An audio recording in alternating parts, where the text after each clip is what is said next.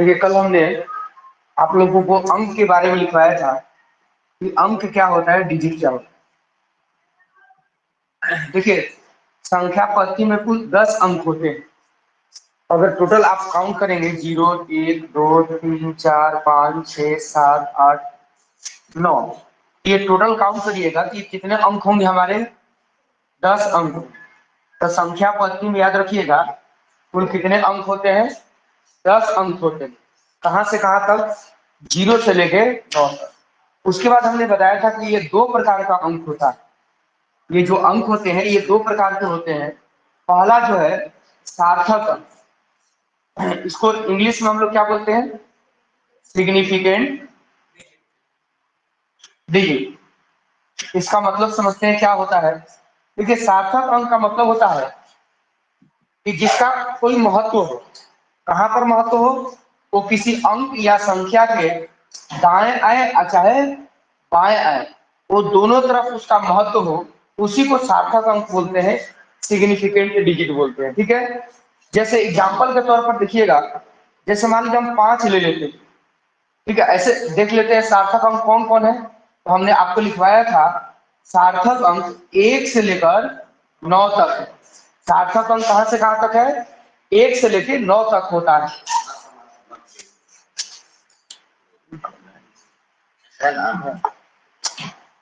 फिर नहीं, पेन है पेन, ये इसी पेन से छेद होगा, दूसरे पेन से होगा।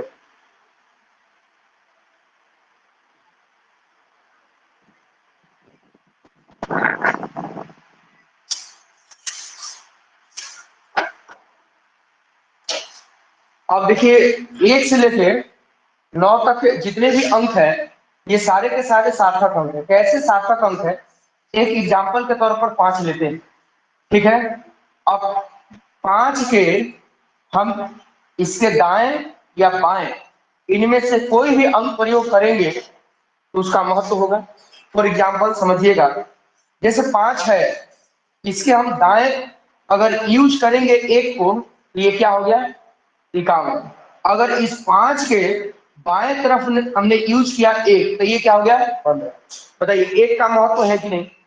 जब ये बाएं तरफ आया तो ये 15 हो गया, और जब ये एक 5 के दाहिने तरफ आया तो 51 हो गया। आप कोई भी अंक ले लीजिए, जैसे और भी एग्जाम्पल के तौर पर हम लोग ले सकते हैं। जैसे यहाँ पर 5 ही लेते हैं, और जैसे मान लीजिए 8 ले लेते हैं। अगर 8 को 5 के दाहिने तरफ लिखेंगे तो 58 हो जाएगा, होगा ना। अगर 5 के बाएं तरफ अगर 8 को लिखेंगे तो क्या हो जाएगा, 85। तो बताइए 8 का महत्व है कि नहीं, दाएं आए चाहे बाएं, अलग अलग वैल्यू प्राप्त हो रहा है। यहाँ पर दाहिने तरफ आ रहा है तो ये 58 हो जा रहा है, और ये बाएं तरफ आ रहा है तो 85 हो जा रहा है, लेकिन महत्व है। तो इसलिए हम लोग इसको क्या बोलते हैं, सार्थक अंक, सिग्निफिकेंट डिजिट। यानी ये ऐसे सारे अंक है जो किसी अंक या संख्या के दाहिने तरफ आए चाहे बाएं तरफ आए, महत्व हो, उसी को हम लोग सार्थक अंक बोलते हैं। अब देखिए हमने दूसरा आप लोगों को बताया था असार्थक अंक। असार्थक अंक इंग्लिश में से क्या बोलते हैं, इन सिग्निफिकेंट डिजिट। असार्थक अंक, इनसिग्निफिकेंट डिजिट। असार्थक अंक किसे कहते हैं, तो जब किसी अंक के केवल बाईं तरफ महत्व, सॉरी दाईं तरफ, केवल दाईं तरफ महत्व हो, बाईं तरफ कोई महत्व ना हो। जैसे यहाँ था कि दाएं और बाएं दोनों तरफ इसका महत्व था, लेकिन ऐसा अंक जो किसी अंक या संख्या के दाहिनी तरफ यूज करे तभी महत्व हो, बाईं तरफ यूज करने पर उसका कोई महत्व न हो, उसी को असार्थक अंक कहते हैं। और एकलौता अंक है केवल और केवल ये। जैसे हम 5 ही लेते हैं, 5 के हम दाहिनी तरफ यूज करेंगे 0 को, तो क्या बन जाएगा, 50। लेकिन 5 के बाईं तरफ हम 0 को यूज करेंगे तो ये क्या है, 5। बताइए ये भी 5, ये भी 5, इसका कोई महत्व हुआ। अगर ये देख रहे हैं कि दाहिनी तरफ है, इसका वैल्यू है। अगर यही शून्य इस अंक या संख्या के बाईं तरफ लिख देते हैं तो इसका कोई महत्व नहीं है। तो इसलिए इस शून्य को हम लोग क्या बोलते हैं, असार्थक। क्या कहते हैं, असार्थक। थोड़ा बहुत जगह होगा, आप ये लिख लीजिएगा, बाकी सब चीज तो लिखा लिखा है आपने। है ना, असार्थक में ये लिख लीजिए और सार्थक में ये लिख लीजिए, कहीं किनारे जगह होगा नोट कर लीजिए।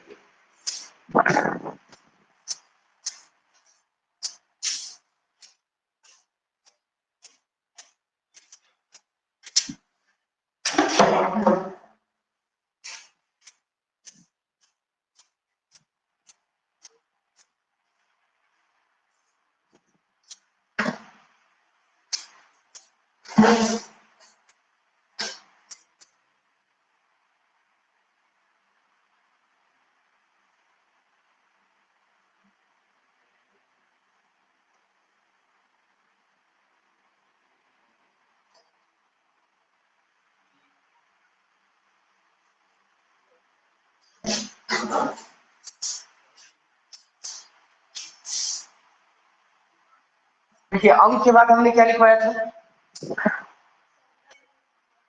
क्या, अच्छा संख्या लिखने की पद्धतियां। देखिए संख्या लिखने की 4 पद्धतियां होती है मुख्यतः। तो पहला जो होता है दार्शनिक पद्धति। दार्शनिक पद्धति का मतलब उसमें दो दो लाइन छोड़े हैं जो लिखे हैं दार्शनिक पद्धति, वो सब जितना भी हमने लिखवाया है उसके नीचे थोड़ा सा जगह छोड़े होंगे, आप लिख लीजिएगा। पहला जो दार्शनिक पद्धति था उसमें लिखेंगे जैसे में, देखिए दार्शनिक पद्धति का मतलब होता है, इसको दार्शनिक भी बोलते हैं, दार्शनिक भी बोलते हैं, दार्शनिक भी बोलते हैं।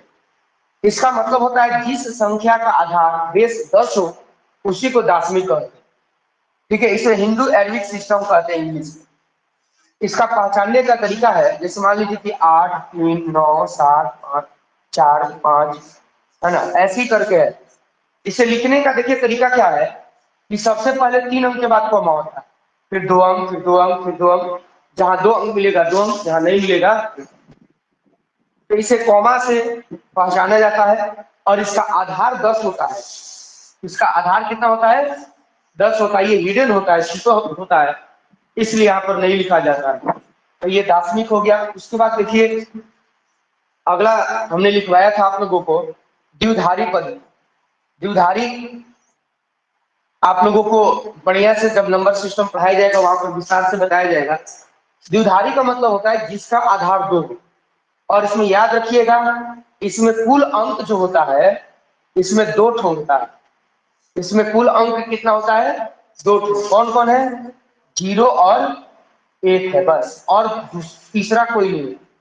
द्विधारी में 2 ही अंक होता है, जैसे 10 लिखना है, 15 लिखना है, 50 लिखना है, 1 लाख लिखना है, 1 अरब लिखना है, जो भी लिखना है हम लोग 0 और 1 से लिख सकते हैं। जो भी हम अंक लिखना चाहते हैं, संख्या लिखना चाहते हैं, मात्र इन्हीं दोनों अंक से हम लोग लिख सकते हैं।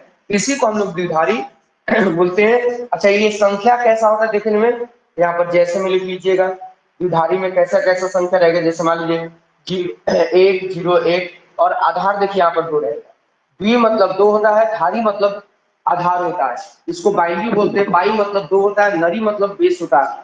तो जिसका आधार 2 हो उसको हम द्विधारी कहते हैं। इसमें 2 लिखना जरूरी होता है और इसमें आधार 10 लिखना जरूरी नहीं होता। तीसरा देखिए हमने आपको बताया था, है ना, रोमन पद्धति। क्या बताया था, रोमन पद्धति। इसमें रोमन में आप जानते हैं एक ऐसे लिखते हैं, 2 ऐसे लिखते हैं, 5 ऐसे लिखते हैं, 10 ऐसे लिखते हैं। ये रोमन पद्धति हो गया। ये क्या हो गया, रोमन पद्धति। ये आपको याद करना पड़ता है। चौथा हमने बताया था अंतरराष्ट्रीय पद्धति। देखिए अंतरराष्ट्रीय पद्धति और दार्शनिक पद्धति दोनों एक ही जैसा है, बस इसका पहचान का क्या अंतर है देखिएगा। जैसे मान लीजिए 8 3 9 7 4 यहाँ मान लीजिए 2, 8 के पहले 2 लिख लेंगे। और देखिए ये कैसे पहचानेंगे कि कौन अंतरराष्ट्रीय है कौन दार्शनिक। तो यहाँ पर अंतरराष्ट्रीय में प्रत्येक 3 अंक के बाद कॉमा देते हैं। अंतरराष्ट्रीय में क्या करते हैं, प्रत्येक 3 अंक के बाद कॉमा देते हैं, जबकि दार्शनिक में पहले 3 अंक, फिर 2 अंक, 2 अंक, 2 अंक ऐसे करते हैं। यही इसकी पहचान है। लिख लीजिए चारों में जो थोड़ा थोड़ा जगह बचा था वहां पर लिख लीजिए जैसे।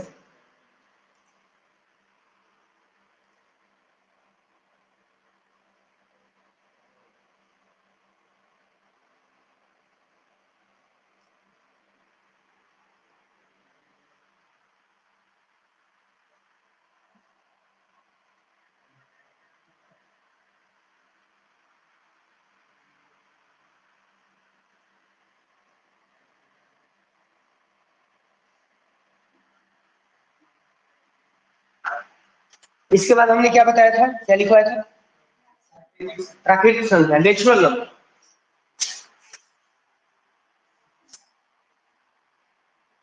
प्राकृतिक संख्या चाहे प्राकृतिक संख्या एक ही बात है।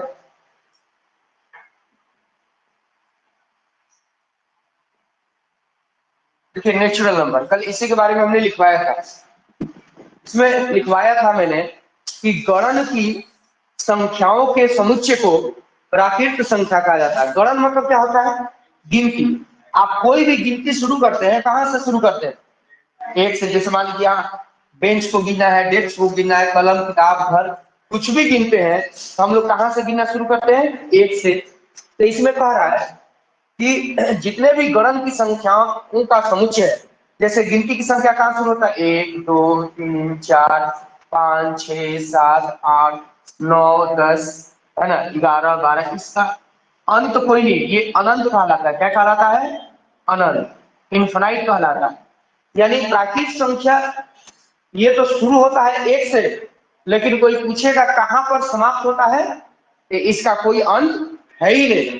प्राकृतिक संख्या कहां शुरू होता है, एक से। 1 2 3 4 5 6 7 8 9 10 11 12 13 14 है ना, 1 लाख 1 करोड़, इसका कोई अंत नहीं है ना। इसको हम लोग किससे रिप्रेजेंट करते हैं, एन से, कैपिटल एन से इसे दर्शाते हैं। और यही प्राकृतिक संख्या कहलाएगा। ये जो समुच्चय है, ये समूह है, यही क्या कहलाता है, प्राकृतिक संख्या कहलाता है। इसमें कुछ हमने जगह और छुड़वाया था ना। देखिए कंपटीशन में कहीं से भी आ सकता है क्वेश्चन, पहला क्लास से, दूसरा क्लास से, एलकेजी नर्सरी, इसमें स्टैंडर्ड नहीं होता कि बीएससी से पूछेगा, एमएससी से, आईएससी से, मैट्रिक से, नहीं, कहीं से भी पूछा जा सकता है। और याद रखिए 10वीं तक पूछता है। बहुत सारे बच्चे सोचते हैं आईएससी का है, लेकिन आईएससी का क्वेश्चन नहीं होगा। वास्तव में देखिएगा बहुत सारा आईएससी का क्वेश्चन सीबीएसई बोर्ड में 9वीं 10वीं में पढ़ लेना, तो सीबीएसई बोर्ड का 9वां 10वां का क्वेश्चन होता है। इसमें देखिएगा 10वां से ऊपर का क्वेश्चन आता ही नहीं, कंपटीशन में कभी नहीं आएगा। लास्ट आपका है ना स्टेज जो इसका होता है 10वां क्लास का होता है, बस उससे आगे नहीं आता है। और ये बिहार बोर्ड सीबीएसई बोर्ड सबको लेके चलता है। तो देखिए ये एक क्वेश्चन आता है कि 5 लगातार प्राकृतिक संख्या है और उसका योग दिया है। 5 लगातार प्राकृतिक संख्या है और उसका योग दिया है, ठीक है। तो अब उसका है ना सबसे छोटी संख्या क्या होगा, पहली संख्या क्या होगा, है ना, उसमें बीच वाली संख्या क्या होगा, तीसरी संख्या क्या होगा, ऐसे करके पूछेगा। तो आप लोग कैसे बनाते हैं, कोई बताएंगे कैसे बनाते, हाँ। +1 करते जाएंगे, बहुत बढ़िया। देखिए प्राकृतिक संख्या, बहुत संख्या क्या होता है, बहुत सारी संख्या क्या होता है। जैसे मान लीजिए कि यहाँ पर प्राकृतिक संख्या की बात हो रहा है। जैसे मान लीजिए कि एक संख्या क्या है, एक्स है, क्या है, एक्स है। और इसके ठीक आगे वाला प्राकृतिक संख्या कोई पूछेगा तो क्या होगा, x+1। क्यों हम एक जोड़ दिए, चलिए कितने लोग बताएंगे क्यों एक जोड़ा गया है, हाथ उठाएं बताइए आप। बिल्कुल सही। देखिए बहुत सारे लोग ऐसे बोलते हैं कि प्राकृतिक संख्या कहेगा ना एक जोड़ना है, और सम संख्या कहेगा तो दो दो जोड़ना है, और विषम संख्या कहेगा तो भी दो दो जोड़ना है।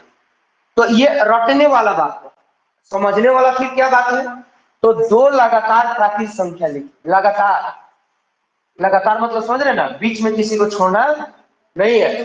दो लगातार प्राकृतिक संख्या लीजिए, इनके बीच का अंतर निकालिए, इनके बीच का अंतर कितना का होगा, एक का होगा। इनके बीच का अंतर कितना का होगा, एक का होगा। इसलिए हमें अगला प्राकृतिक संख्या निकालने के लिए हमेशा क्या करना पड़ता है, एक जोड़ना पड़ता है। अब इसके आगे वाला प्राकृतिक संख्या पूछेगा तब फिर एक जोड़ देंगे, 1+2। फिर इसके आगे वाला प्राकृतिक संख्या पूछेगा, फिर इसमें एक जोड़ देंगे। इसी तरह से हम एक एक जोड़ते रहेंगे तो अगला अगला प्राकृतिक संख्या प्राप्त होते जाएगा। कोई पूछेगा काहे एक जोड़ेंगे, इसका आप जवाब क्या दीजिएगा, दो लगातार प्राकृतिक संख्याओं के बीच का अंतर कितना का होता है, एक का होता है। इसलिए अगला प्राकृतिक संख्या निकालने के लिए +1 करते हैं। अगर पिछला प्राकृतिक संख्या निकालना होगा तो -1। देखिए 3 के पीछे क्या है, तो कैसे आ गया, 3 में से 1 घटा देंगे तो नहीं आ जाएगा। तो यहाँ भी इसके पीछे वाला प्राकृतिक संख्या निकालना होगा, 1 घटा देंगे। फिर इसके पीछे वाला प्राकृतिक संख्या निकालना होगा तो फिर 1 घटा देंगे, तो -1 -1 कितना हो जाएगा, -2। फिर इसके पीछे वाला निकालना होगा, फिर -1 कर देना है, -2 -1 -3। तो इस तरह से हम लगातार क्या कर सकते हैं, प्राकृतिक संख्या निकाल सकते हैं, वो चाहे आगे हो चाहे पीछे। आगे वाला निकालना होगा +1, पीछे वाला निकालना होगा -1। ठीक है, एक एग्जांपल के तौर पर लेते हैं, जैसे मान लीजिए 51 कोई प्राकृतिक संख्या है। अब इसके आगे वाला प्राकृतिक संख्या कोई पूछेगा, तो इसके आगे वाला प्राकृतिक संख्या क्या होगा, 1 जोड़ देंगे, 51 1 फिर आगे वाला कोई पूछेगा 53, फिर आगे वाला कोई पूछेगा, बस एक एक क्या करना है, जोड़ते रहना है और अगला प्राकृतिक संख्या निकल जाएगा। पीछे वाला प्राकृतिक संख्या निकालने के लिए -1, 50 में से 1 घटाएंगे, 51 में से 1 घटाएंगे 50, फिर 50 में से 1 घटाएंगे 49, फिर इसी तरह से एक एक घटाते रहेंगे तो पीछे वाला प्राकृतिक संख्या निकलेगा। तो अब समझ में आ गया काहे +1 करते हैं, काहे -1, क्योंकि दो लगातार प्राकृतिक संख्याओं के बीच का अंतर 1 का होता है, इसलिए आगे निकालने के लिए +1 और पीछे निकालने के लिए जो जगह छोड़े हैं उसमें लिख लीजिए सब।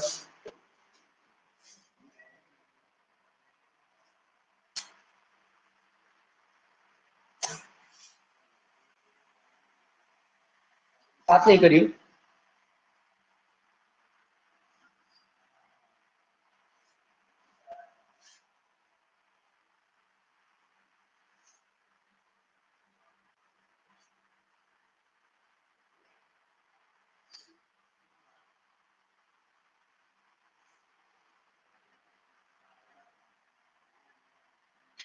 बात नहीं करिए, जो दिक्कत है हमसे राजाने शर्मा की बात नहीं, जहां दिक्कत है नहीं समझ में आ रहा है।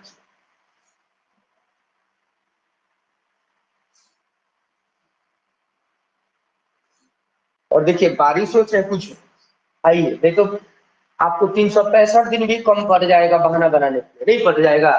कभी पार्ट 1 का एग्जाम, कभी पार्ट 2 का एग्जाम, कभी सेकेंड ईयर का एग्जाम, तो अब कभी कोई रिलेटिव आ गया उसका एग्जाम दिलाना है, बुखार लग गया, कभी शिवरात्रि है, कभी कई है, कभी गर्मी है, बरसात है, ठंडा है, बुखार लग गया, कपड़ा खींचना है, अगर बहाना बनाइएगा तो 365 दिन भी कम पड़ जाएगा। इसलिए है ना, हाँ पूरा तेज बारिश हो रहा है तो उसमें आना संभव नहीं है, लेकिन हल्का फुल्का बारिश हो रहा है तो उसमें हम लोग आसानी से क्या कर सकते हैं, आ सकते हैं। देखिए प्राकृतिक संख्या के बाद हमने क्या बताया था, पूर्ण संख्या।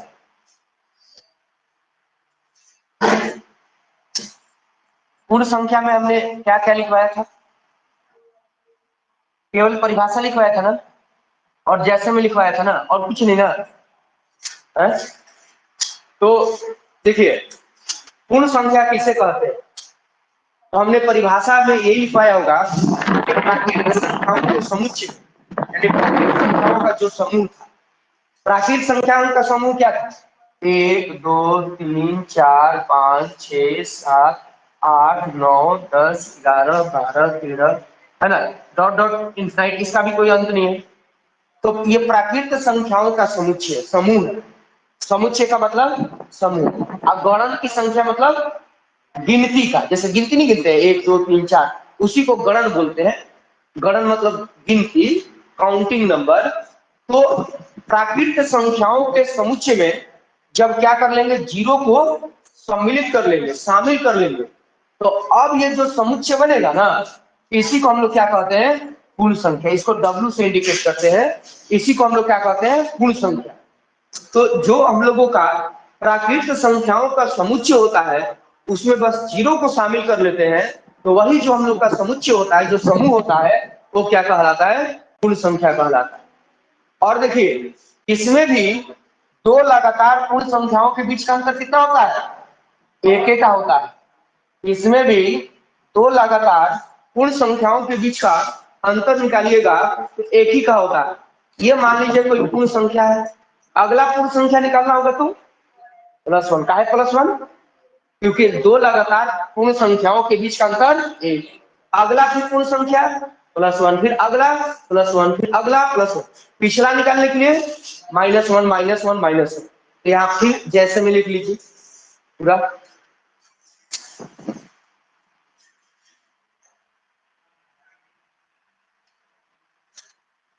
अच्छा ये बताइए अंतर कैसे निकलता है?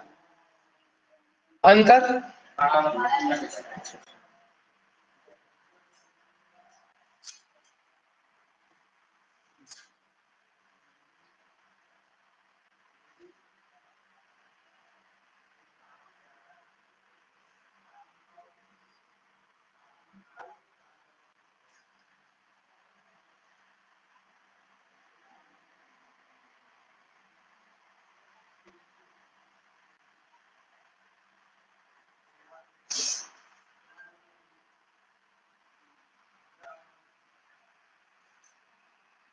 समझ में आ गया? पूर्ण संख्या किसे कहेंगे? कोई दिक्कत किसी को?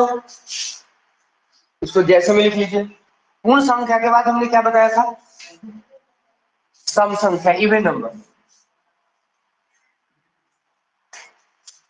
कि आगे देखेंगे सम संख्या इवन नंबर, तो मैंने इसमें लिखवाया था वैसी संख्या जिसका इकाई का अंक 0 या फिर 2 से पूरा पूरा विभाज्य हो, वो सम संख्या कहलाता है। जैसे में हमने कुछ लिखवाया भी होगा, देखिएगा। जैसे में 2 है, 4 है, 6 है, 8 है, 10 है, 12 है, 14 है, 16 है। इसका कोई अंत, इसका भी कोई अंत नहीं है, ये भी इनफाइनाइट है, अनंत है। सम संख्या कोई पूछेगा सम संख्या कहाँ शुरू होता है? 2 से। कहां पर समाप्त होता है? अनंत पर। पूर्ण संख्या कहाँ शुरू होता है? 0 से। कहां पर समाप्त होता है? अनंत पर। प्राकृत संख्या कहाँ शुरू होता है? 1 से। कहां पर समाप्त होता है? अनंत पर। अब देखिए जैसे मान लिया कि एक सम संख्या x है, तो अगला सम संख्या कितना होगा? मान लीजिए कि एक सम संख्या x है, अगला सम संख्या क्या होगा? x + 2। ये दो कहां से हम जोड़ दिए? क्योंकि दो लगातार सम संख्याओं के बीच का अंतर कितना का होता है? 2 का। दो लगातार सम संख्याओं के बीच का अंतर कितना का होता है? 2 का होता है। इसलिए हम लोग क्या करेंगे, अगला सम संख्या निकालने के लिए क्या करेंगे? 2 जोड़ेंगे। 2 और 2 फिर अगला सम संख्या निकालने के लिए फिर 2 जोड़ देंगे, 6। फिर अगला सम संख्या निकालने के लिए फिर 2 जोड़ देंगे, कितना हो जाएगा? ऐसे ही अगला अगला सम संख्या निकालना होगा तो 2 2 जोड़ेंगे। अगर पीछे वाला सम संख्या निकालेंगे तो 2 इसमें से घटा देंगे, x - 2। फिर पीछे वाला सम संख्या निकालना होगा तो 2 इसमें से घटाएंगे। देखिए -2 और -2 चिन्ह एक समान रहता है ना, जुड़ता है, लेकिन चिन्ह माइनस से करेगा। तो -2 और -2 -4। इसके पीछे वाला सम संख्या -4 और -2 -6। इसके पीछे वाला सम संख्या बस 2 2 घटाते रहेंगे, हम लोग को क्या मिलते जाएगा? पीछे वाला सम संख्या मिलते जाएगा। अब जैसे एक एग्जांपल के तौर पर ले लेते हैं 52। ये एक सम संख्या है, अगला सम संख्या क्या होगा? 2 जोड़ देना है। फिर अगला सम संख्या फिर 2 जोड़ देना है, या 52 और 2 54 हो जाएगा। फिर 2 जोड़ेंगे तो 56। फिर ऐसे ही 2 2 जोड़ते रहेंगे, अगला अगला सम संख्या मिलेगा। पिछला सम संख्या निकालना होगा, है ना?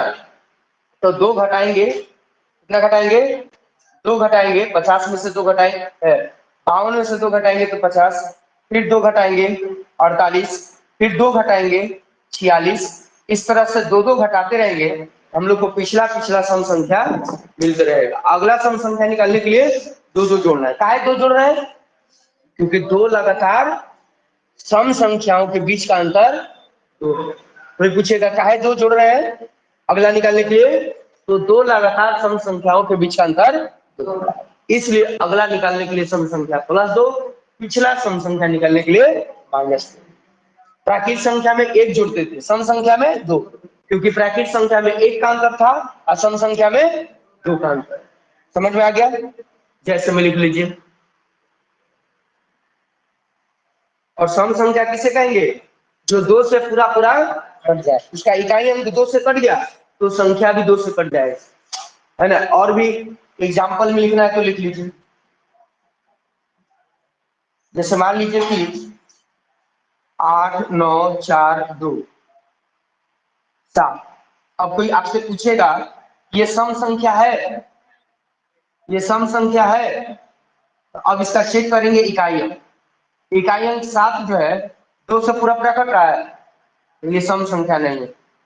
अगर आपसे कोई पूछेगा, है ना, मान लीजिए यहाँ पर 7 3 9 0, कोई पूछेगा ये सम संख्या है, तो इकाई अंक 0 है ना, इकाई अंक क्या है, 0 है, तो ये सम संख्या है। मान लीजिए कोई और भी एग्जाम्पल ले लेते हैं। तीसरा एग्जाम्पल यहाँ लिख दे रहे हैं।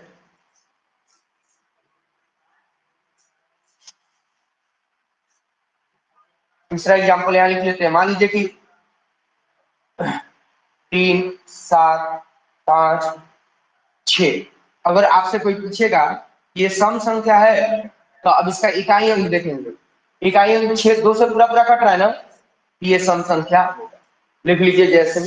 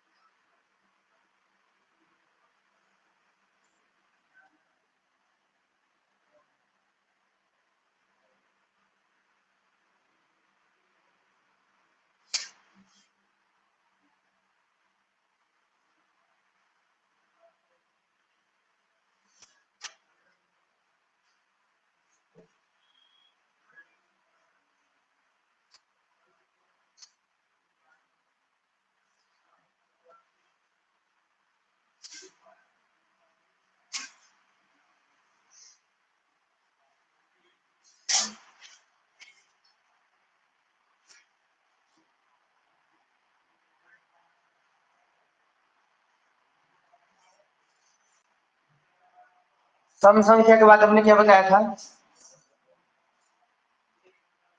देखिए विषम संख्या मतलब वैसी संख्या जो 2 से पूरा पूरा विभाज्य न हो, वो विषम संख्या कहलाती है।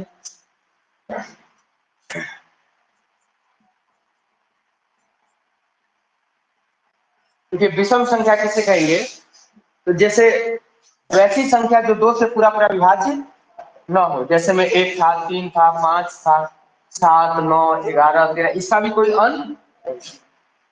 और यहाँ पर ध्यान दीजिएगा, मान लीजिए कोई हम एक विषम संख्या 1 से ले रहे हैं, अगला कोई विषम संख्या पूछेगा तो क्या होगा, +2 करेंगे, यानी x + 2 अगला विषम संख्या होगा। काहे 2 किए हैं प्लस, क्योंकि इसके दो लगातार विषम संख्याओं का अंतर 2 का है। अंतर कितना है, जब दो लगातार विषम संख्याओं का अंतर 2 होगा, तो अगला विषम संख्या निकालने के लिए 2 2 जोड़ना है, फिर अगला विषम संख्या निकालने के लिए 2 जोड़ेंगे, फिर अगला विषम संख्या निकालने के लिए 2 जोड़ेंगे। आगे जैसे जैसे विषम संख्या निकालना होगा लगातार 2 2 जोड़ना है।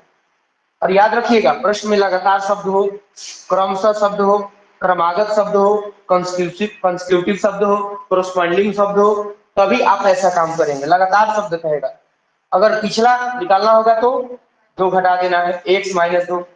इसके पीछे वाला निकालना होगा तो फिर 2 घटा देंगे, x - 4। अगर इसी तरह से पीछे वाला सब विषम संख्या निकालना होगा, 2 2 घटाना है। जैसे हम लोग सम में किए है ना, वैसे ही किस में करना है, विषम में करना है। जैसे हम लोग सम में किए हैं, वैसे ही किस में करेंगे, विषम में भी करेंगे, वैसे ही हम लोग विषम में भी करेंगे।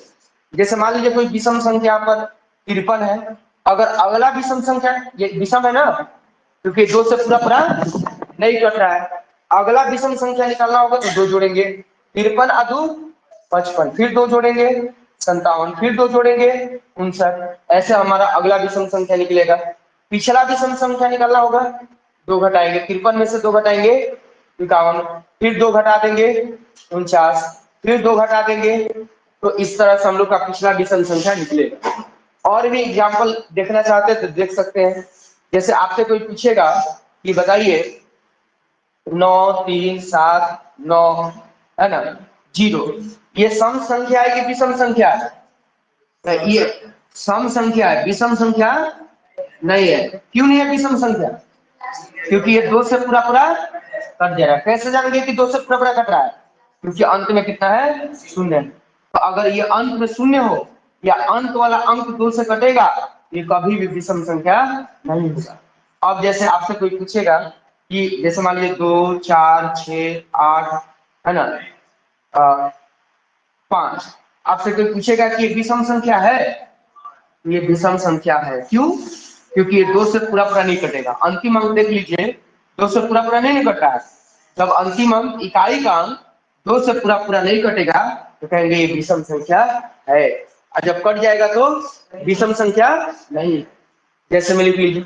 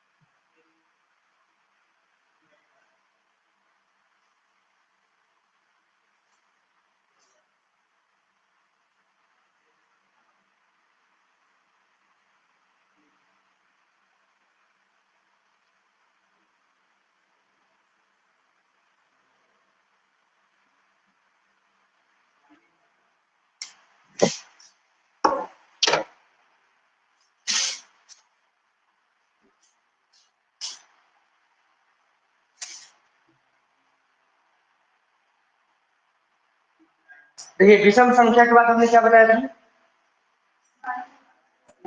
स्थानीय वैल्यू, प्लेस वैल्यू और फेस वैल्यू, यही ना?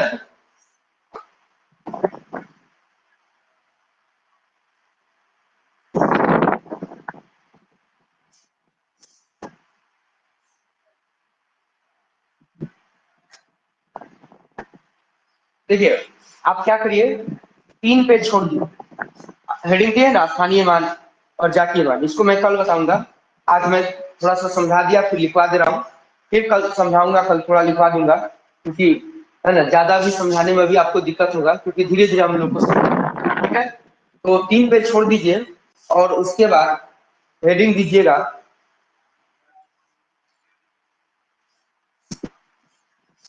3 पेज छोड़ दीजिए और हेडिंग दीजिएगा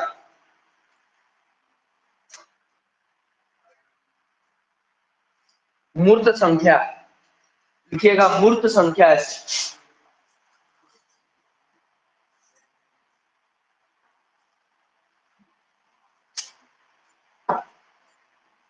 मूर्त संख्या डैश देके लिखेंगे, वैसी संख्या डैश देके लिखिएगा, वैसी संख्या,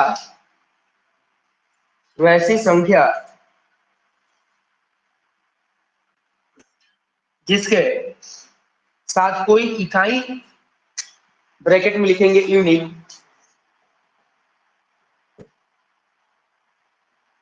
वैसी संख्या जिनके साथ कोई इकाई, ब्रैकेट में लिखिएगा यूनिट, न हो, सॉरी हो, न हो नहीं, हो, वैसी संख्या जिसके साथ कोई इकाई, ब्रैकेट में लिखेंगे यूनिट, हो, वे मूर्त संख्या कहलाती हैं। वे मूर्त संख्या कहलाती हैं। वे मूर्त संख्या कहलाती हैं। वैसी संख्या जिसके साथ कोई इकाई, ब्रैकेट में लिखेंगे यूनिट, हो, वे मूर्त संख्या कहलाती हैं। वे मूर्त संख्या कहलाती है। मैंने क्या लिखा है? वैसी संख्या जिनके साथ कोई यूनिट यानी इकाई हो तो क्या कहलाएंगी? मूर्त संख्या कहलाती। जैसे में लिख लीजिए, जैसे में लिखिएगा, जैसे में लिखेंगे 5 किलोमीटर, है ना, 17 किलोग्राम, 8 लड़के, 5 बेंच,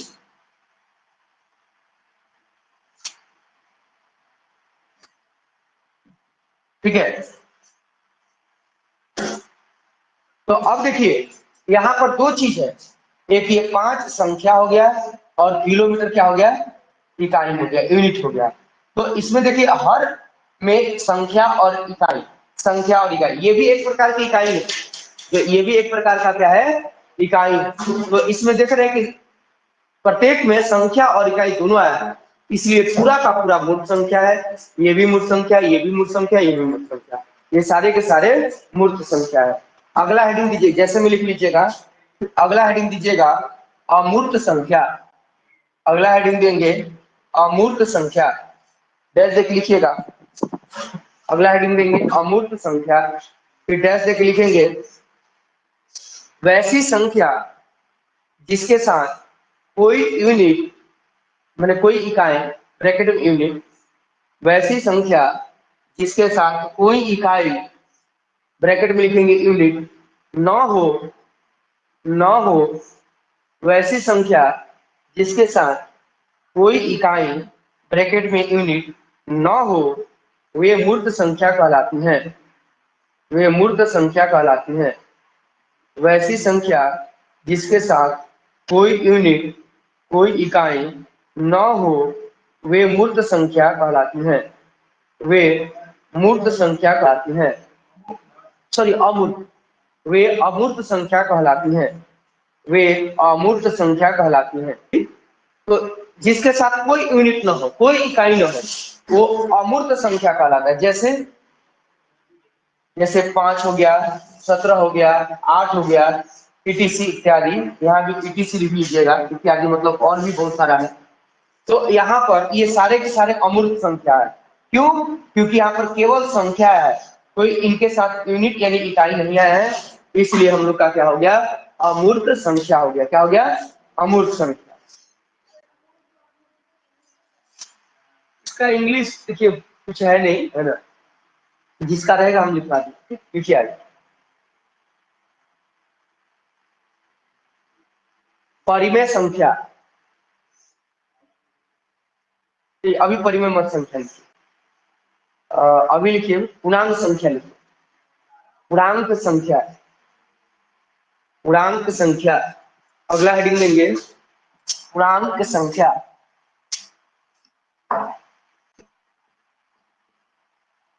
पूर्णांक संख्या, इसका इंग्लिश लिखेंगे इंटीजर नंबर,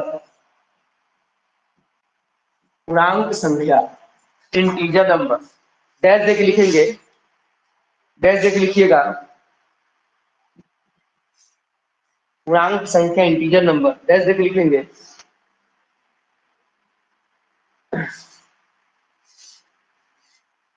प्राकृत संख्याओं का धनात्मक, प्राकृत संख्याओं का धनात्मक, कॉमा ऋणात्मक, प्राकृत संख्याओं का धनात्मक, कॉमा ऋणात्मक तथा शून्य के समुच्चय को, तथा शून्य के समुच्चय को, फिर से सुन लीजिए, प्राकृत संख्याओं का धनात्मक, कॉमा ऋणात्मक तथा शून्य के समुच्चय को, तथा शून्य के समुच्चय को पूर्णांक संख्या कहा जाता है।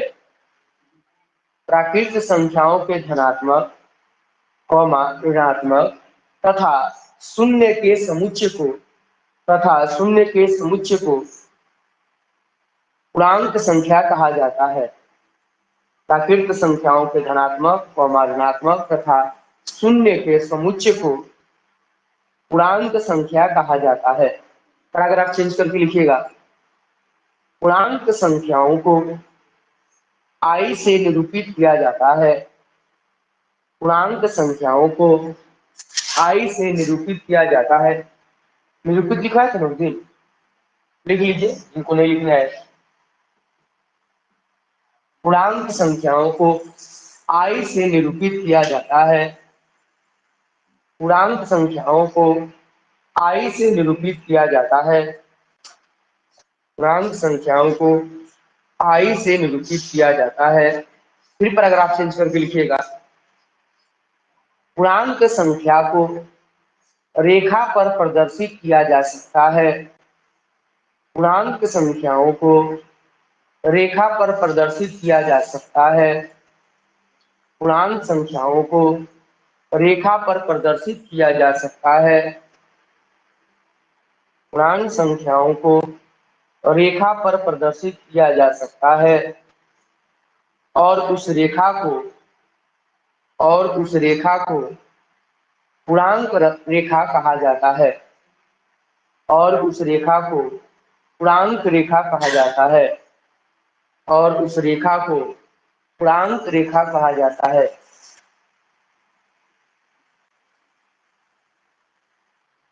पैराग्राफ चेंज करके आपने क्या लिखा?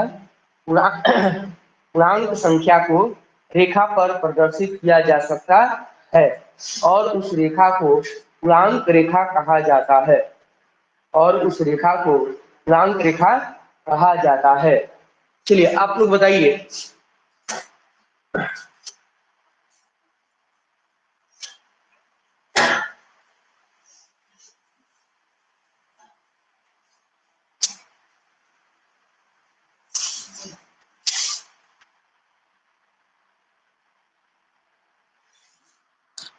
अरे इसका क्या नाम, क्या नाम है? और इसका क्या नाम है? और इसका क्या नाम? देखिए ये जो है रेखा खंड है, इसे इंग्लिश में क्या कहते हैं? Line segment. ये हम लोगों का किरण है, इसको इंग्लिश में क्या बोलते हैं? रे। और ये हम लोगों का रेखा है, इसको इंग्लिश में क्या बोलते हैं? लाइन। देखिए इन तीनों का पहचान क्या है? इसमें दो ठो इंड पॉइंट होता है। इंड पॉइंट कहने का मतलब, इंड पॉइंट दो ठो होता है, यानी अंत बिंदु। अंत बिंदु मतलब इसका अंत हो जाए। इसमें कितने इंड पॉइंट होते हैं? दो। इसमें देखिए किरण में पहचानने का तरीका है, एक इंड पॉइंट होता है और एक जो होता है अनंत बिंदु होता है। अनंत बिंदु मतलब जो अनंत तक जाए, इसका कोई अंत है? ये क्या कह रहा है? जहां तक चलना है चलो, मैं रुकने वाला नहीं। ये क्या कह रहा है? कि मैं इससे अब आगे नहीं बढ़ सकता हूं। ये इनफाइनाइट पॉइंट, ये क्या है? इनफाइनाइट पॉइंट है।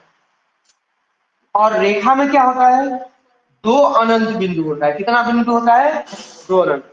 रेखा खंड में दो इंड पॉइंट होता है, किरण में एक इंड पॉइंट और एक इनफाइनाइट पॉइंट, और रेखा में दो इनफाइनाइट पॉइंट होता है। ठीक है, तो ये आप लोगों की जानकारी होनी चाहिए कि अनंत बिंदु क्या होता है, अंत बिंदु क्या होता है, ये सब जानकारी होनी चाहिए। किनारे में लिखिएगा साइड से, क्या वहीं लिख लीजिए, वहीं वहीं पर नीचे लिख लीजिए। और लिखने के बाद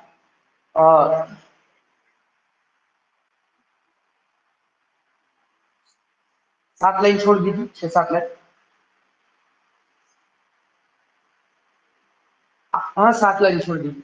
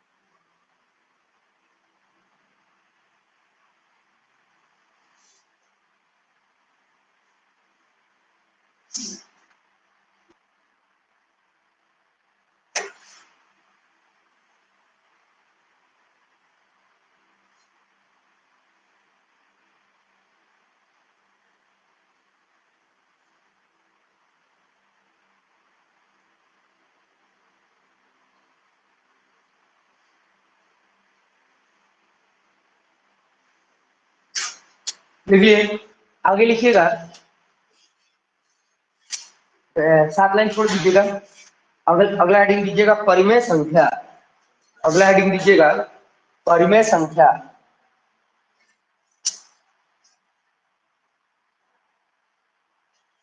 अगला हेडिंग दीजिएगा परिमेय संख्या। इंग्लिश में लिखिएगा रेशनल नंबर। Rational number.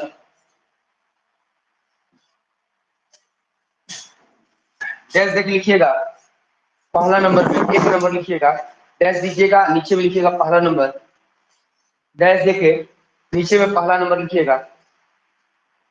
वैसी संख्या जिसे p बाई क्यू के रूप में लिखा, वैसी संख्या जो p बाई क्यू के रूप में हो, वैसी संख्या जो p बाई क्यू के रूप में हो, वैसी संख्या जो p बाई क्यू के रूप में हो, वैसी संख्या जो p बाई क्यू के रूप में हो, या फिर p बाई क्यू के रूप में लिखी जा सके, या फिर p बाई क्यू के रूप में लिखी जा सके।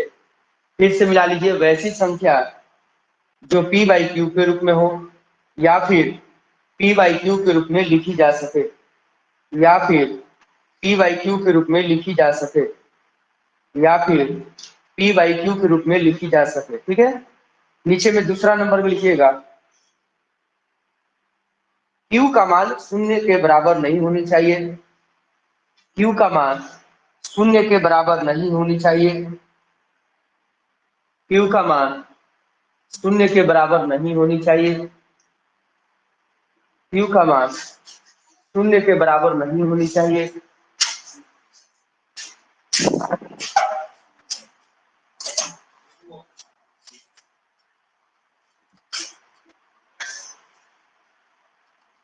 इतना गर्मी है कि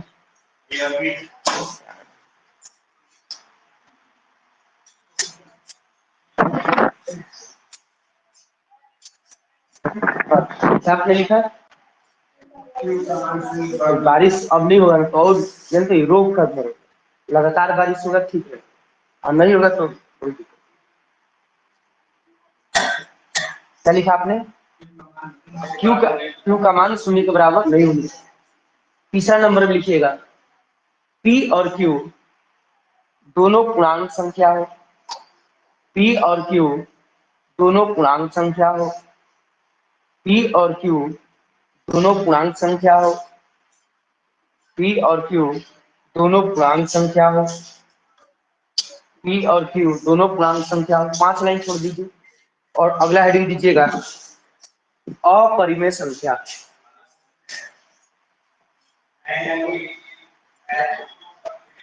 अपरिमेय संख्या, इरेशनल नंबर।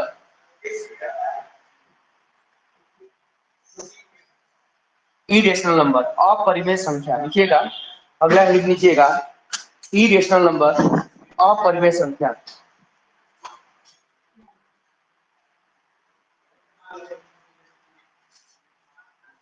जैसे कि नीचे में 1 नंबर में लिखिएगा वैसी संख्या, वैसी संख्या जो p बाई क्यू के रूप में ना हो, वैसी संख्या जो p बाई क्यू के रूप में ना हो, वैसी संख्या जो p बाई क्यू के रूप में ना हो। दूसरा नंबर में लिखिएगा q का मान शून्य नहीं होनी चाहिए। q का मान शून्य नहीं होनी चाहिए। वही जो ऊपर में लिखे हैं वही दूसरा और तीसरा लिख लेना है। q का मान शून्य नहीं होनी चाहिए। तीसरा में लिखिएगा, तीसरा में लिखिएगा p और q दोनों पूर्णांक संख्या हो। p और q दोनों पूर्णांक संख्या हो। p और q दोनों पूर्णांक संख्या हो। p और q दोनों पूर्णांक संख्या हो। p और q दोनों पूर्णांक संख्या हो। ठीक है, इसके लिए आप 4 लाइन छोड़ दीजिए। छूटा नहीं ना किसी का, छूटेगा तो बोलिएगा, है ना। ऐसा नहीं कि छूट गया तो छूट गया, जिनका भी छूटेगा बोलिएगा, मैं फिर से उसको रिपीट कर दूंगा, ठीक है। अगला हेडिंग कीजिएगा,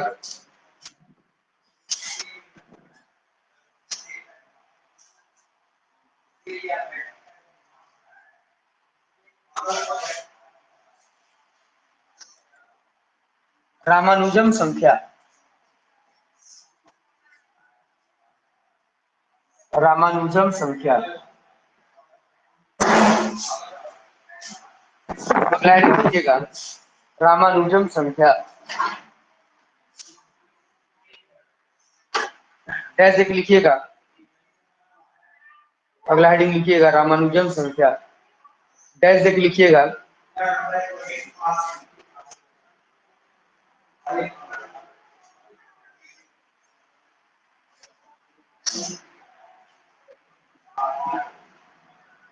नहीं क्या लिखे, रामानुजम संख्या ना।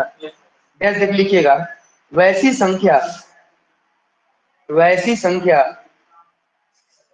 वैसी संख्या जिसे दो अलग अलग तरीकों से, वैसी संख्या जिसे दो अलग अलग तरीकों से, वैसी संख्या जिसे दो अलग अलग तरीकों से घनों के रूप में व्यक्त किया जा सके, घनों के रूप में व्यक्त किया जा सके, वैसी संख्या जिसे दो अलग अलग तरीकों से घनों के रूप में व्यक्त किया जा सके, वैसी संख्या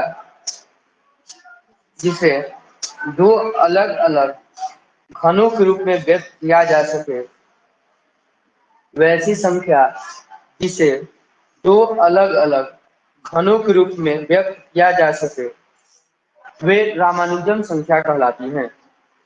वे रामानुजन संख्या कहलाती हैं। वे रामानुजन संख्या कहलाती हैं। वे रामानुजन संख्या कहलाती हैं। वे रामानुजन संख्या कहलाती हैं।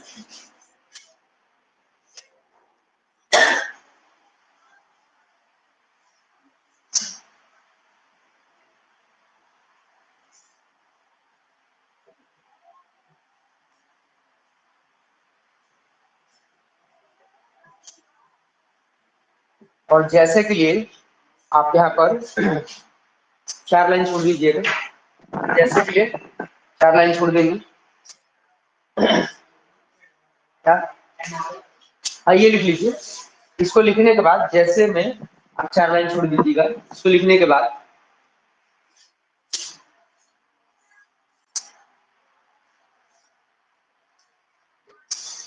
ये ए मैंने लिखा है, चमक रहा होगा तो देख लीजिए, ए क्यू प्लस क्यू है,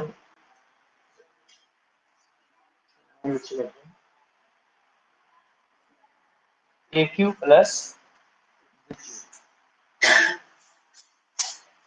जैसे में 4 लाइन छोड़ दीजिए। अच्छा ये बताइए, जो पुराने स्टूडेंट वो नहीं बताएंगे, जीरो का आविष्कार किसने किया था? आर्यभट्ट। आर्यभट्ट कहाँ कराने वाला था? भारत का। भारत में भी कहा, भारत में भी कहाँ कराने वाला था? बिहार का। बिहार में भी कहा? पटना जिला में एक तरेगना जगह है वहीं। याद रखिएगा, आर्यभट्ट बहुत ही इंडिया के लिए, इस धरती के लिए बहुत बड़े मिसाल। आर्यभट्ट जो है इस धरती के लिए बहुत बड़ी मिसाल। इस भारत के लिए नहीं मैं बात कर रहा हूँ, इस धरती के लिए मैं बात कर रहा हूँ। सोचिए, जितना भी हम लोग का मोबाइल है, कैलकुलेटर है, लैपटॉप है, कंप्यूटर है, ये द्विधारी सिस्टम पर चलता है। अभी द्विधारी बताए थे, बाइनरी सिस्टम। ये और कोई अंक नहीं पहचानता है कंप्यूटर, मात्र 2 ही अंक पहचानता है, एक शून्य को और एक 1 को। अगर शून्य का आविष्कार नहीं हुआ रहता, खोज नहीं हुआ रहता, ऐसे देखिएगा, आविष्कार अलग होता है और खोज अलग होता है, लेकिन बोलचाल की भाषा में, मैथ में चलता है उतना गलत, साइंस में गलत हो जाएगा। आविष्कार अलग होता है और खोज अलग होता है। आविष्कार का इंग्लिश इन्वेंशन होता है और खोज का इंग्लिश डिस्कवरी होता है, ठीक है, तो डिस्कवरी अलग होता है, इन्वेंशन अलग होता है, लेकिन गणित में गलती चलता है, बहुत सारा गलत हम लोग बोलते हैं, इससे कोई मतलब नहीं।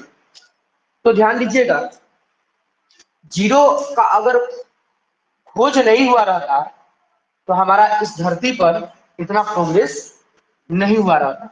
यानी भारत का एक तरह से देखें, पहले जो हमारे है ना, हमारे यहाँ जो पैदा होते थे वो विद्वान पैदा होते थे, लेकिन अब जो होता है लफंदर ज्यादा पैदा होता है। पहले देखिएगा पढ़ने वाले लोग होते थे, अब केवल कोर्स है ना करने वाले लोग आते हैं कि कोर्स कितना दिन में खत्म होता है। बताइए, किसी का कोर्स होता है? केवल हमारे में दिमाग में है कि कोर्स होता है, और कंपटीशन का कोर्स तो कभी खत्म नहीं होता। सरकारी नौकरी का जो पढ़ाई होता है उसका कभी कोर्स नहीं खत्म होता है, लफंदर के लिए कोर्स खत्म होता है। उसके लिए कैसे होता है? जैसे मान लीजिए कि आप कंपटीशन की तैयारी कर रहे हैं, नौकरी लग गया, छोटा मोटा नौकरी लग गया, तो फिर क्या करता है बच्चा? आगे का तैयारी करते रहता है, पढ़ते रहता है।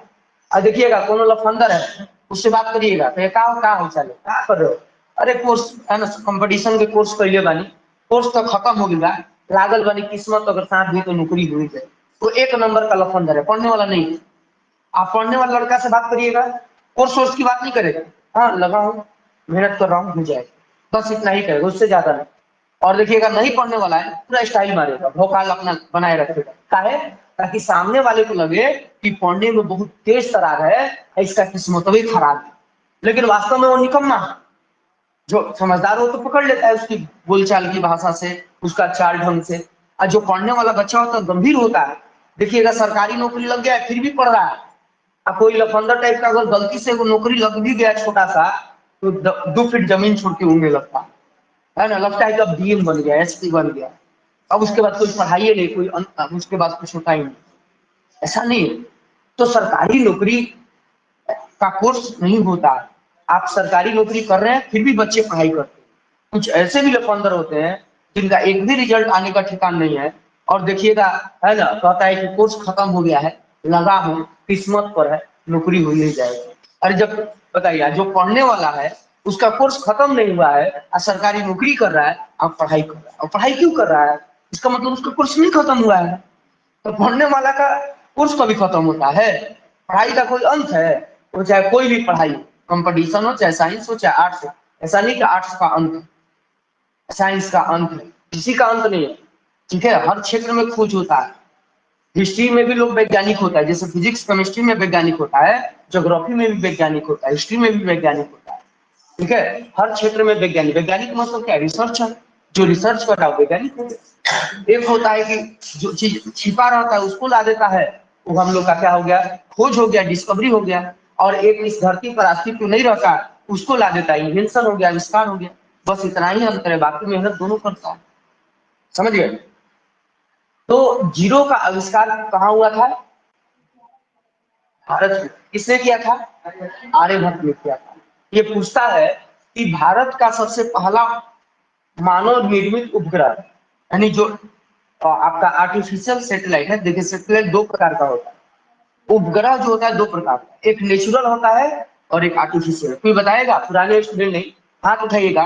नेचुरल सैटेलाइट, प्राकृतिक उपग्रह कौन कौन? एक दो नाम। एक आप तो नहीं जानते हैं, तो शर्म की बात है, हैं? आप प्राकृतिक उपग्रह का नाम नहीं जानते हैं, नेचुरल सैटेलाइट का नाम नहीं जानते हैं, तो आर्टिफिशियल सैटेलाइट का कहाँ से आप नाम जानते हैं? चंद्रमा क्या है? चंदा मामा बोलते हैं ना, जो आप पूजा वूजा करते हैं, नौटंकी करते हैं, वो क्या है? नेचुरल सैटेलाइट है, वो प्राकृतिक आपका उपग्रह है। और हम लोग देखिए, उपग्रह मतलब क्या होता है? जो ग्रह की घूमना, मतलब उसको परिक्रमा करे, उसको चारों तरफ से चक्कर काटे। और जो सूर्य का चक्कर काटेगा ग्रह, प्लेनेट हो गया। और जो ग्रह का चक्कर काटेगा उपग्रह। तो उपग्रह दो प्रकार के होते हैं, एक हम छोड़ते हैं, मानव द्वारा निर्मित होता है, और एक आर्टिफिशियल होता है। चंद्रमा क्या करता है? पृथ्वी का चक्कर काटता है, उपग्रह हो गया, उपग्रह हो गया। ठीक है, तो वैसे ही भारत अपना पहला उपग्रह छोड़ा, और उस उपग्रह का क्या नाम था? आर्यभट्ट। याद रखिएगा, जो हमारे भारत के गणितज्ञ थे जो जीरो का आविष्कार किए थे, आर्यभट्ट, उन्हीं के नाम पर भारत का पहला उपग्रह सैटेलाइट छोड़ा गया था। और किसके माध्यम से छोड़ा गया था?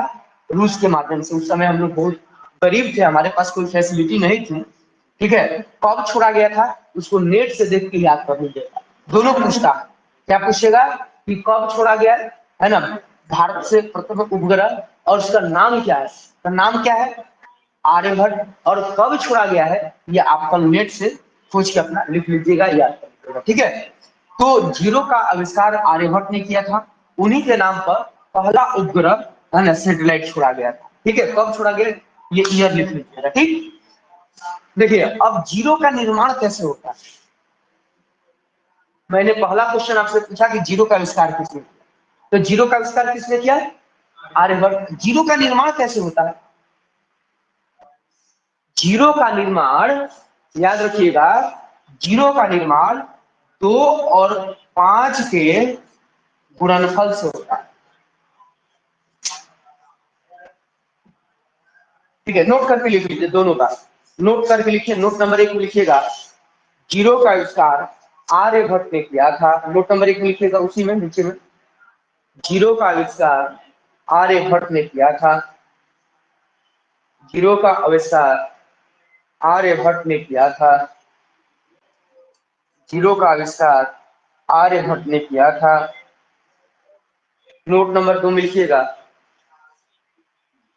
जीरो का निर्माण 2 और 5 के गुणनफल से होता है, जीरो का निर्माण 2 और 5 के गुणनफल से होता है, जीरो का निर्माण 2 और 5 के गुणनफल से होता है, जीरो का निर्माण 2 और 5 के गुणनफल से होता है, जीरो का निर्माण 2 और 5 के गुणनफल से होता है। देखिए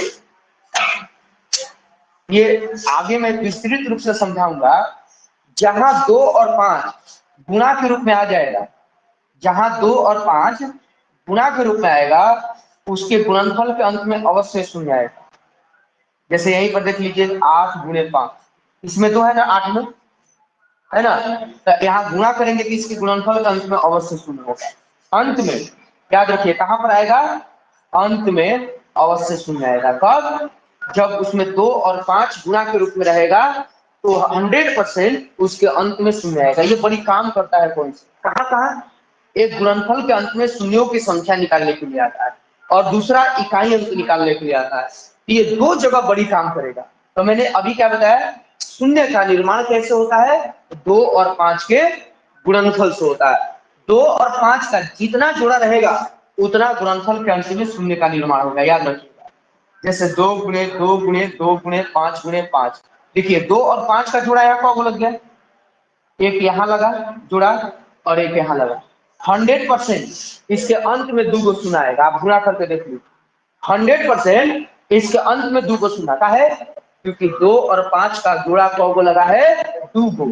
अगर 3 को जोड़ा लगेगा तो गुणनफल के अंत में 3 को शून्य, 4 को जोड़ा लगेगा तो 4 को शून्य। यहाँ पर जितना 2 और 5 का जोड़ा लगेगा उतना शून्य। गुणा करके देखे तो 2 गुना 4 गुना 8 पचे 40 पाचे 200। देखिए गुणनफल के अंत में 2 शून्य आ गया ना, क्या है, क्योंकि 2 और 5 का 2 जोड़ा, जितना 2 और 5 का जोड़ा होगा उतना ही गुणनफल के अंत में शून्य की संख्या होगी। समझ में आ गया। तो शून्य का निर्माण कैसे होता है, 2 और 5 के गुणनफल से। कहां पर, गुणनफल के ब्रैकेट में लिख लीजिएगा, वहीं पर जो नोट नंबर 2 लिखे ना ब्रैकेट में लिख लीजिएगा, उसके बाद ये लिखिएगा गुणनफल के अंत में। नोट नंबर जो अंत, नोट नंबर जो 2 में लिखे हैं उसी के अंत में लिखिएगा ब्रैकेट में गुणनफल के अंत में। नोट नंबर 2 लिखे है ना, वही ब्रैकेट में लिख लीजिए गुणनफल के अंत में, ब्रैकेट बंद, गुणनफल के अंत में। और जैसे में इसको लिख लीजिए, जैसे में इसको नीचे में लिख लीजिए, जैसे में इसको लिख लीजिए।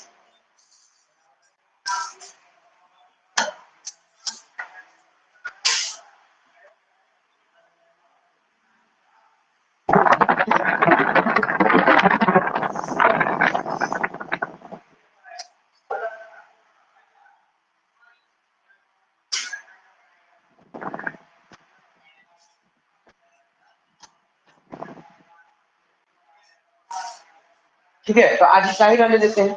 अभी आप लोग को 1-2 दिन और मैथ ही केवल चलेगा, कुछ दिन बाद आप लोग का जीएस भी चलने लगेगा। ठीक है, हाँ बोलिए, पूछना है।